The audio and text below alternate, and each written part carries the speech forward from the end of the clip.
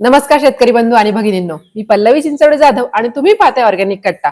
Organic कट्ट्यावरती तुम्हा सर्वांचं मनापासून स्वागत. मंडळी, आतापर्यंत आपण सेंद्रिय शेतीवरती आधारित पिकांचं उत्पादन असेल, सर्टिफिकेशन असेल, पशुपालन व्यवसाय असेल, यासारख्या विषयांची माहिती घेतली. परंतु आज आपण सेंद्रिय शेतीवर आधारित प्रक्रिया उद्योग कसा उभा केला आहे हे आपण जाणून घेणार आहोत.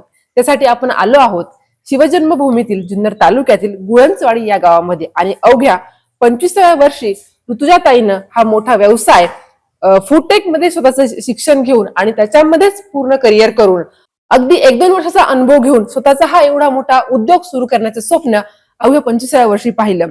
तर हा उद्योग ह्या ऑर्गॅनिक शेतीवरती, सेंद्रिय शेती उत्पादनांवरती त्यांनी कसा उभा केला आहे हे आपण बघणार आहोत. तर मंडळी, जाणून घेऊया ऋतुजानं सेंद्रिय उत्पादनांवर आधारित हा उद्योग कसा चालवता येते. तर ऋतुजा, तुझं ऑर्गॅनिक कट्ट्यावरती खूप खूप स्वागत आहे. धन्यवाद. आपल्या शेतकरी बांधवांना तुझी थोडक्यामध्ये ओळख करून दे. तुझं शिक्षण काय आणि तुला हा व्यवसाय का करावा वाटला? ठीक. नमस्कार, माझं नाव ऋतुजा विश्वासराव.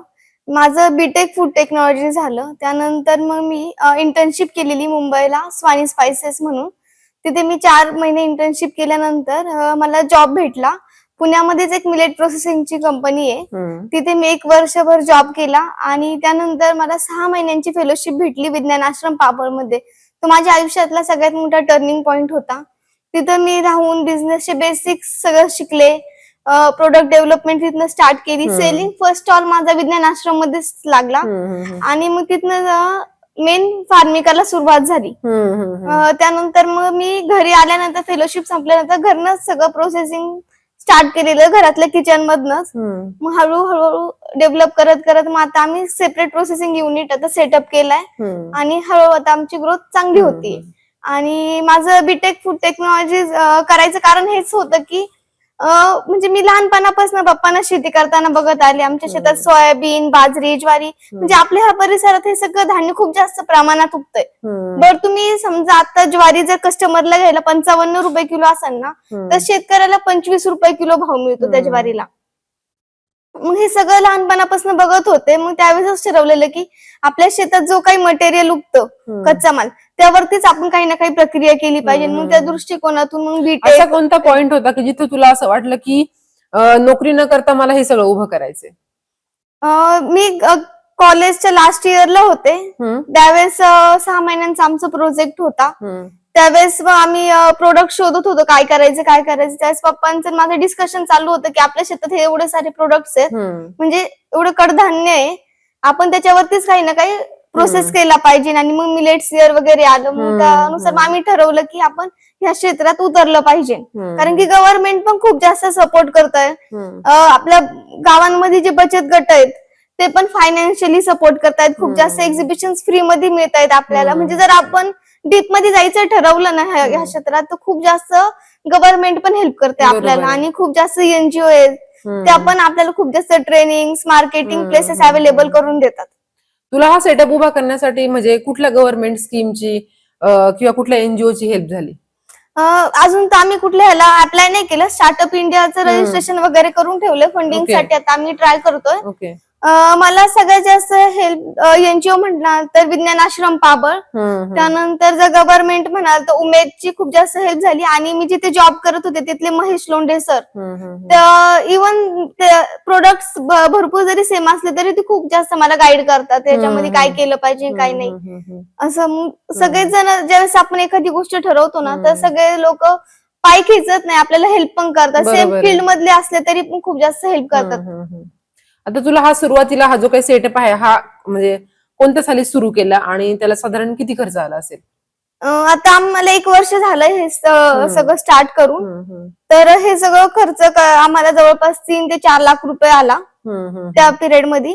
आणि हे सगळं म्हणजे घरच्यांनीच भांडवल मध्ये हेल्प केलेली सुरुवातीला. त्यानंतर मग ज्यावेळेस प्रॉपर कच्चा माल वगैरे घ्यायला सुरुवात केली त्यावेळेस मग आम्ही बचत गटातनं कर्ज घेतलेलं.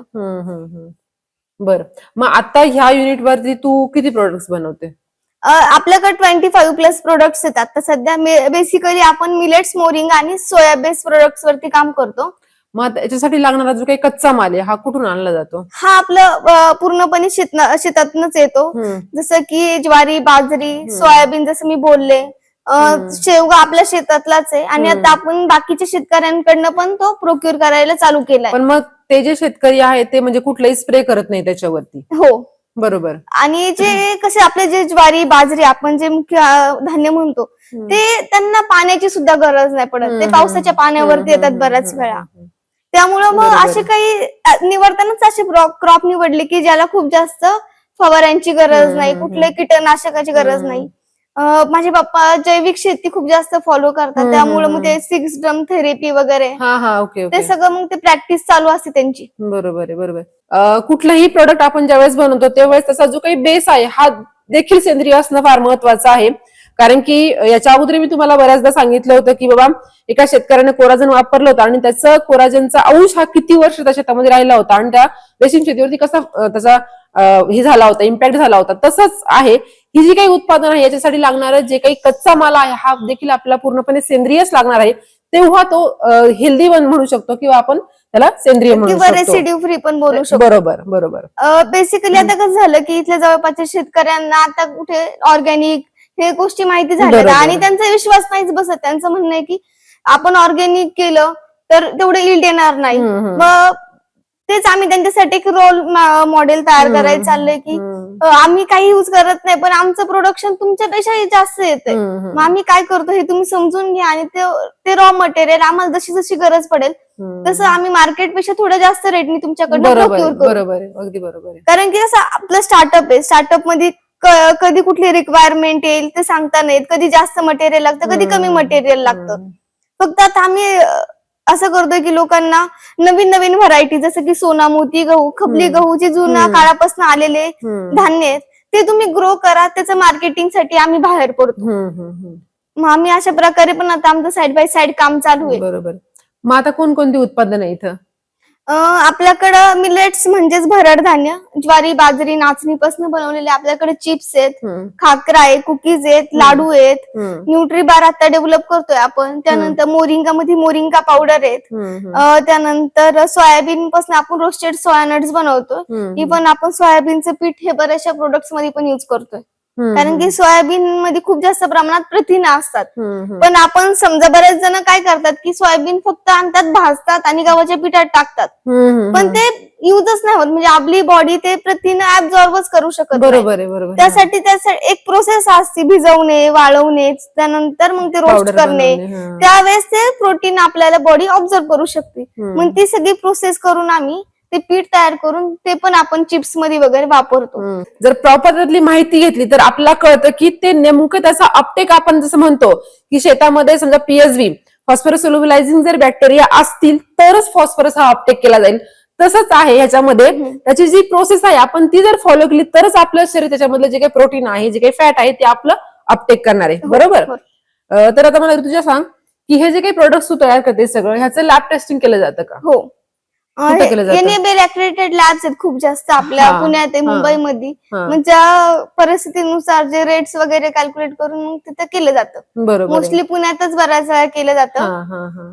मुंबई थोडं लांब पडतं आपल्याला. बरोबर आहे, अगदी बरोबर आहे. कारण की म्हणजे जो काही कंझ्युमर आहे तो तुम्हाला हे रिपोर्ट मागत असतील. हा, आपल्या प्रत्येक प्रोडक्ट्स वरती लेबल वरती ते प्रिंट केलेलंच असतं न्यूट्रिशनल व्हॅल्यूज वगैरे.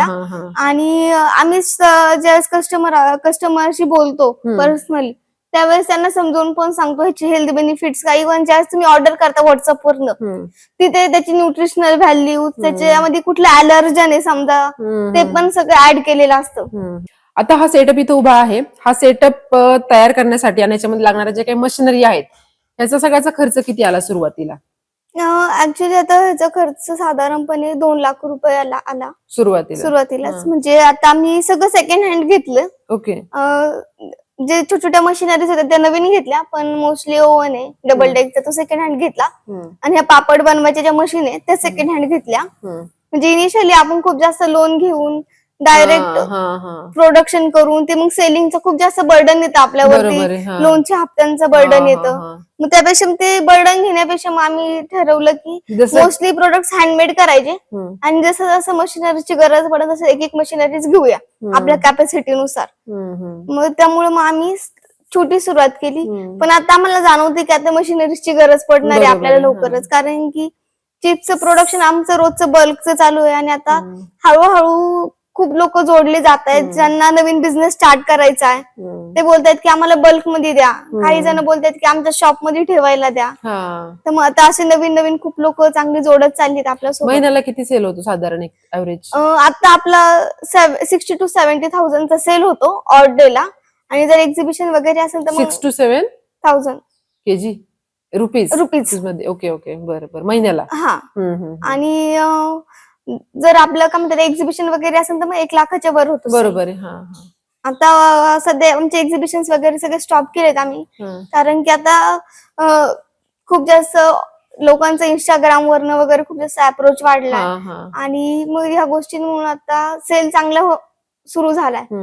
तर मंडळी, याच्यामध्ये खूप मोठी गोष्ट आपल्याला शिकायला मिळाली. कुठलाही बिझनेस जर चालू करायचा असेल आपल्याला, तर बऱ्याचदा असं म्हटलं जातं की 4 लाख 5 लाखाची 10 लाखाची इन्व्हेस्टमेंट लागते, परंतु अगदी यांनी आहेत त्या गोष्टींवरती हा बिझनेस सुरू केला. सेकंड हँड मशीन असतील किंवा हँडमेड जे काही आहे ते प्रोडक्ट बनवले, मार्केट कॅप्चर करण्याचा प्रयत्न केला, सेलिंग कसं वाढता येईल याच्यावरती पहिला फोकस केला आणि मग तुमचं जे काही बाकीचं आहे ह्या गोष्टी त्यांनी वाढवल्या. तर त्या म्हटल्याच की आता आम्हाला मशिनरीची गरज लागते. इकडे तुम्हाला मार्केट पण अवेलेबल आहे आणि तुम्हाला म्हणजे तुमचं सेल पण होणार आहे आणि मग तुम्ही त्या मशिनरी घेणार आहे. म्हणजे सगळ्या गोष्टींचा संगत ही सुसंगत आपल्याला व्यवस्थित करता आली तर आपण बिझनेस मध्ये चांगल्या पद्धतीने जाऊ शकतो. हा खूप चांगला म्हणजे संदेश सगळ्या शेतकऱ्यांसाठी आहे. त्यानंतर आता मला सांगा की हा सगळा सेटअप तुम्ही इथं उभा केलाय, तुमचा टर्नओव्हर पण आता हळूहळू वाढायला लागलाय, तर तुम्ही भविष्याकडे काय म्हणजे काय तुमचा मानस आहे आणि एखाद्या शेतकऱ्याला किंवा एखाद्या उद्योजकाला हा उद्योग जर सुरू करायचा असेल तर नेमकं त्यांनी कसं करावं? म्हणजे पहिले जर तुम्हाला तुमच्या शेतात एखादा मटेरियल तयार होतं, म्हणजे एखादं रॉ मटेरियल तयार होतं, तुम्ही त्यावरती कसं प्रोसेस करू शकता, काय बाय प्रोडक्ट तयार करू शकता, अशा प्रकारे तुम्ही शेतकऱ्यांनी विचार केला पाहिजे. आणि ते प्रोडक्ट असे पाहिजे की लोकांना खरंच त्याची गरज आहे. उगाच आपण एखादं प्रोडक्ट असं तयार केलंय जे कस्टमरला लागतच नाहीये, मग परत आपण दुःखात किंवा डिप्रेशन मध्ये जातो की अरे मी एवढं तयार केलं, एवढं खर्च केला आणि हा सेल नाही होत.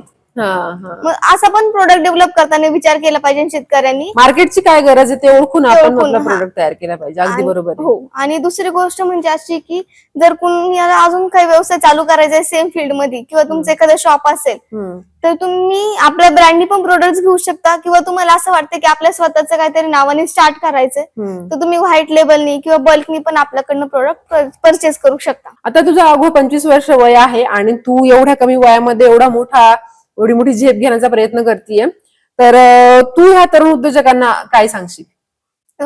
मी एवढं सांगेल की तुम्हाला ज्या क्षेत्रात काम करायचंय त्या क्षेत्रातला आधी अनुभव घ्या. त्या फील्ड मधले काम करणाऱ्या लोकांशी जुडा जास्त, म्हणजे त्यांच्याकडनं त्यांच्या अनुभवातनं खूप जास्त शिकता येईल.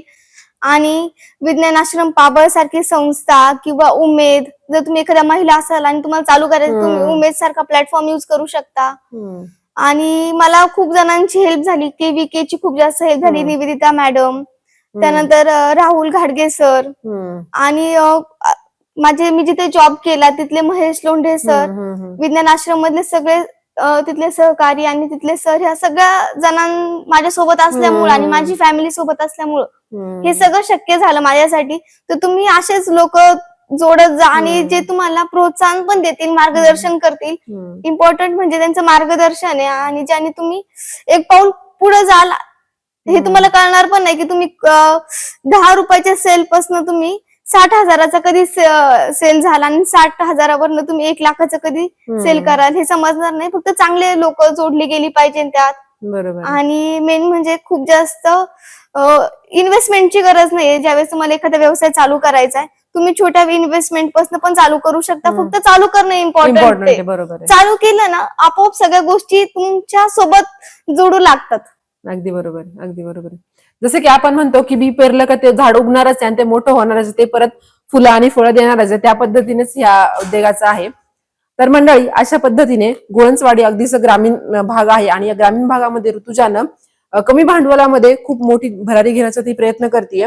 आणि आम्ही हा पूर्ण युनिट पाहिलं, तसंच या पदार्थांची टेस्ट सुद्धा केली. हे खरंच घरी बनवलेलं आहे, घरच्या 4 माणसांनी बनवलेलं आहे. त्याच्यामध्ये कुठलंही, मगाशी तिने सांगितलं की अजिनोमोटो असेल किंवा कुठलंही त्याच्यामध्ये इन्ग्रेडियंट जे काही आपल्या शरीराला हानिकारक आहे असं कुठलंही त्याच्यामध्ये भेसळ केलेलं नाहीये. अगदी चांगल्या तेलामध्ये हे तळलेलं आहे आणि खरंच खूप हेल्दी आणि न्यूट्रिशियस आहे, टेस्टी आहे.